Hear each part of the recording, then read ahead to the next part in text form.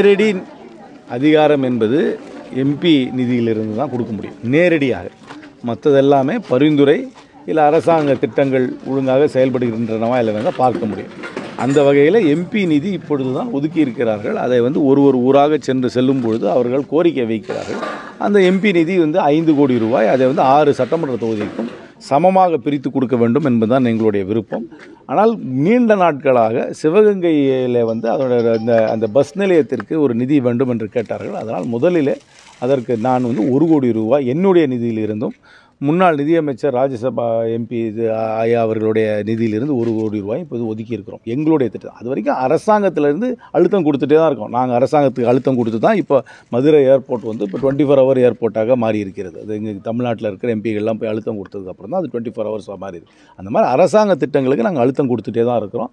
இப்பொழுது இந்த ஸ்வச் பாரத் திட்டத்தின் மூலமாக காரைக்குடி நகரத்தை ஒரு முதல் 20 நகரங்களுக்குள்ளே வருவதற்கான முயற்சிகளை எடுத்துக்கொண்டிருக்கிறோம். ஏன்னா இருக்கிற அரசாங்க திட்டத்தை புதுக்கோட்டையை பொறுத்த வரைக்கும் இப்பொழுது சிஎஸ்ஆர் மூலமாக பல பள்ளிக்கூடங்களுக்கு, குறிப்பாக பெண்கள் பள்ளிக்கூடத்திற்கு கழிப்பறையை கட்டுவதற்காக 2 நிறுவனங்களை நாடி இருக்கிறேன்.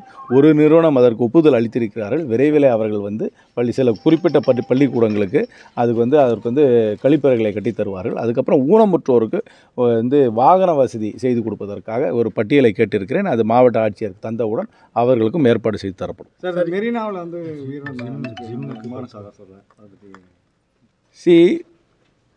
லிம்கா ரெக்கார்டை பிரேக் பண்ணணும் அப்படின்றத முன்னாடி அறிவிச்சிருந்தாங்க. அதனால் பெரிய கூட்டம் வரப்போகின்றது என்பது அரசாங்கத்துக்கு நன்றாகவே தெரியும். அந்த பெரிய கூட்டம் வருவதற்கு அவர்கள் ஏற்பாடுகள் செய்திருக்க வேண்டும். நெரிசல் நடக்கவில்லை என்பதை நான் ஏற்றுக்கொள்கிறேன். ஆனாலும் மற்ற ஏற்பாடுகளை இன்னும் செம்மையாக செய்திருந்தால் இந்த 5 உயிரிழப்புகளை தவிர்த்திருக்கலாம் என்பதுதான் என்னுடைய கருத்து. பாதுகாப்பு குறைபாடு எதுவும் செக்யூரிட்டி ப்ராப்ளம் இல்லை. It was not a security issue. ஒரு நெரிசலாகி ஒருத்தருக்கு மேலே ஒருத்தர் இடிச்சுக்கிட்டு ஓடினா தான் அது செக்யூரிட்டி ப்ராப்ளம்னு சொல்லலாம். இது ஒரு அம்யூனிட்டிஸ் இல்லைன்னு சொல்லணும். அதாவது ட்ரிங்கிங் வாட்டர், ஃபஸ்ட் எய்டு அது அடிக்குவேட்டாக இல்லை வெல் டிஸ்ட்ரிபியூட்டடாக பரவலாக எல்லா இடத்துலையும் இல்லாத காரணத்துக்காக சிலரால் அந்த வெயில் தாக்கத்தை தாங்க முடியாமல் டீஹைட்ரேஷன் மற்ற கண்டிஷனாக வந்திருப்பாங்க. இது இன்னும் கொஞ்சம் பெட்டராக மேனேஜ் பண்ணியிருக்கலான்றதை நான் முழுமையாக ஏற்றுக்கொள்ளுகிறேன். இந்த கூட்டம் எதிர்பாராத கூட்டம்ன்றது சொல்ல முடியாது. ஏன்னா முன்னாடி நான் பப்ளிசிட்டி பார்க்கும்போதே லிம்கா ரெக்கார்டை பிரேக் பண்ண போகிறோம்னு சொல்லிட்டு இருக்கிறதுனால இந்த கூட்டம் வரப்போகின்றது என்னை பொறுத்த வரைக்கும் அரசாங்கத்தில் எல்லாரும் அரசாங்க நிர்வாகத்துக்கு கண்டிப்பாக தெரியும். அதற்கு தேவையான ஏற்பாடுகளை செய்திருந்தார்கள் என்றால் இதை தவிர்த்திருக்கலாம் என்பதுதான் என்னுடைய கருத்து. இதிலிருந்து பல பாடங்களை அவர்கள் கற்றுக்கொள்ள வேண்டும். அடுத்த நிகழ்வுகள் இந்த மாதிரி நடக்காமல் பார்ப்பதற்கு அவர்கள் முயற்சி எடுத்துக்கொள்ள வேண்டும். உயிரிழந்தவர்களுக்கு என்னை பொறுத்தவரைக்கும் இன்னும் கூட நிவாரணத்தை தர வேண்டும். 5 லட்சம் மட்டும் தான் கொடுத்திருக்கிறார்கள். காங்கிரஸ் கட்சி சார்பில் 1 லட்சம் அறிவித்திருக்கிறோம். அது பத்தாது, இன்னும் கூட நிவாரணம் தர வேண்டும். இழந்தவர்களுடைய குடும்பத்தில் யாருக்காவது அரசாங்க வேலைக்கு தகுதியானவர்களாக இருந்தார்கள் என்றால் அவர்கள் அரசாங்க வேலையும் தர வேண்டும். இந்த முடிவுனா வரல சார், இப்போ தான் எண்ணிட்டு இருக்கிறாங்க. ஆட்சி காலத்தில் எம்பியா இருந்து கார்த்தி சிதம்பரம் மக்களுக்காக செய்த சாதனைகள் என்ன? இனி இப்போ மீண்டும் எம்பியா இருக்கீங்க, என்ன செய்யறதுக்கு திட்டமிட்டு இருக்கீங்க சார்? நம்மளுடைய பாராளுமன்ற தொகுதியை பொறுத்த வரைக்கும் ஒரு வேளாண் கல்லூரியும் சட்டக்கல்லூரியும் நிறுவியிருக்கிறோம். அது வந்திருக்குது. வேளாண் கல்லூரி, சட்டக்கல்லூரி வந்திருக்கு. முறையாக எம்பி லேட்ஸை நான் பங்கிட்டு இருக்கிறேன் எல்லா தொகுதிக்கும். அதற்கு மேலாக சிஎஸ்ஆர் மூலமாக பல ஆரம்ப சுகாதார நிலையங்களுக்கு உபகரணங்களை வாங்கி தந்திருக்கிறோம். அந்த மாதிரி இந்த புதுக்கோட்டை மாவட்டமாக இருந்தாலும் சரி, சிவகங்கை மாவட்டமாக இருந்தாலும் சரி, நமக்கு உட்பட்ட அத்தனை சட்டமன்ற தொகுதிகளுக்கும் சிஎஸ்ஆர் நிதி அதிகமாக வாங்கியிருக்கிறோம். அரசாங்க திட்டங்கள் எல்லாம் ஒழுங்காக நடக்கின்றதா இல்லையா என்று பார்த்து மக்கள் கொடுக்கும் கோரிக்கைகளை தகுந்த அதிகாரிகளிடம் அழுத்தம் கொடுத்து அதற்கான நிவாரணத்தை வாங்கி தந்திருக்கிறோம். ஸ்பைசஸ் பார்க்கை மீண்டும் புதுப்பிச்சிருக்கிறோம். எங்களால் முடிந்த அளவுக்கு கலாச்சாரத்தை இந்த பகுதியில் வளர்த்துவதற்காக அரசாங்கத்திடம் இருந்து பழமையான வீடுகளெல்லாம் பாதுகாப்பதற்காக ஒரு நிதியை ஒதுக்க வேண்டும் என்று அழுத்தம் கொடுத்திருக்கிறேன். நமது மாவட்ட தொகுதிக்கு சர்வீஸ் செய்கின்ற 2 விமான நிலையங்களையும் மேம்படுத்துவதற்கான எல்லா முயற்சிகளையும் எடுத்துக்கொண்டிருக்கிறேன். ஆளுநருக்கும் தமிழக அரசுக்கும் தொடர்ந்து முரண்பாடு அது 2 தான் சார் இருக்கும். அந்த முரண்பாடெல்லாம் என்னால் தீர்த்து வைக்கவே முடியாது. ஒரே இந்த வழி தான் இருக்குது. இந்த ஆளுநரே ஜனாதிபதி வாபஸ் வாங்கினா தான் அந்த முரண்பாடு போகும். இந்த ஆளுநர் இங்கே இருக்க வரைக்கும் முரண்பாடு இருந்துகிட்டே தான் இருக்கும் சார். தொடர்ந்து மத்திய அரசுக்கிட்ட எம்பி கார்த்தி சிதம்பரம் வலியுறுத்துறது என்ன சார்?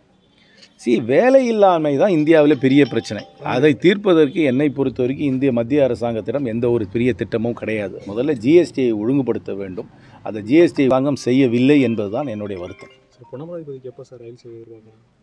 ரயில் சேவை புதிதாக ரயில் சேவை அவர்கள் போடுகிறார்களா இல்லையான்னு எனக்கு சந்தேகமாக தான் இருக்கிறது. ஏன்னா இந்த அரசாங்கம் வந்து விரைந்து ஸ்பீடு வேனிட்டி ப்ராஜெக்ட்ஸ், அதாவது இந்த புல்லட் ட்ரெயின், இந்த வந்தே பாரத்னு பெரிய ட்ரெயின் அது ஓட்டுறதுல தான் இன்ட்ரெஸ்ட்டில் இருக்காங்களே ஒழிய ஸ்மாலர் ஸ்டேஷன்ஸ், பேசஞ்சர் அம்யூனிட்டிஸ், சிறு குறு கிராமங்களுக்கு ரயில் சேவையை கொண்டு சேர்க்க வேண்டும் என்ற எண்ணம் இந்த அரசாங்கத்திற்கும் இல்லை.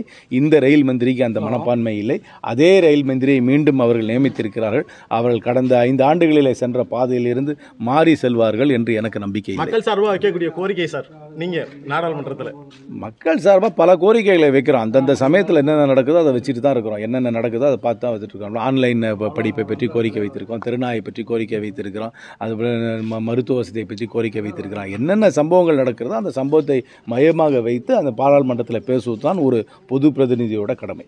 பொன்னமராவதி வந்து நகராட்சியா வந்து இன்னும் வித்தப்படும் சொல்லிட்டே இருக்காங்க, இன்ன வரையும் வரல. அது நகராட்சியாக வர வேண்டுமா இல்லையான்றது சிலருக்கு வர வேண்டும் என்ற ஆசை உண்டு. சுற்றுப்பட்டத்தில் இருக்கிற கிராமங்களுக்கு அதை நகராட்சியில் சேர வேண்டுமா இல்லையான்ற கருத்து வேறுபாடு உண்டு. சில இடத்துல நகராட்சிகளை அறிவித்திருக்கிறார்கள். ஆனால் நகராட்சியை அறிவிக்கும் பொழுது அந்த சுற்று வட்டார கிராமங்களையும் அதில் நகராட்சியில் சேர்த்தார்கள் என்றால் அந்த சுற்று வட்டார கிராமங்களுடைய கருத்தையும் கேட்ட பின்னர் தான் அதை சேர்க்க வேண்டும்.